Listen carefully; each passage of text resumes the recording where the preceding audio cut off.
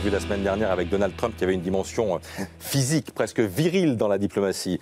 Ça peut être la même chose avec Vladimir Poutine? Bien sûr, ça existe aussi avec Vladimir Poutine. Il est un adepte de la communication corporelle. Ça passe par lui, d'abord par les muscles. Rappelez-vous, Poutine à la chasse, torse nu, Poutine et les arts martiaux. Il est vraiment dans la communication du corps de sportif, ce qui n'est pas le cas de Trump. Reconnaissons-le, c'est aussi le regard, évidemment, la communication corporelle avec Poutine. Ce regard made in Sibérie, si j'ose dire. Et puis enfin, et c'est plus important, c'est quand même un communicant. C'est quand même par le verbe. Rappelez-vous les menaces dont il avait inondé Nicolas Sarkozy lors de leur première rencontre. C'est par le verbe qu'il va essayer de prendre l'ascendant sur Macron. Et ça sera hors des caméras. Alors ce n'est pas une visite d'État, c'est l'inauguration d'une exposition donc au Grand Trianon, au château de Versailles.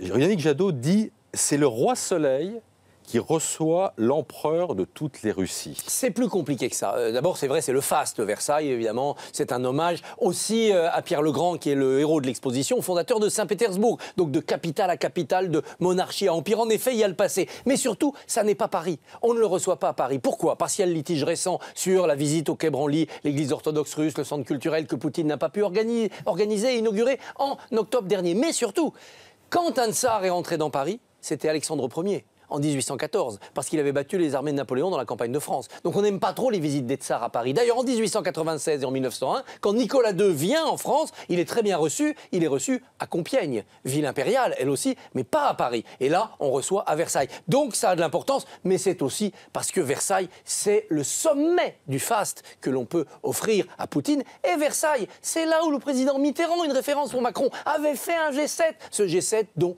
Poutine est aujourd'hui banni.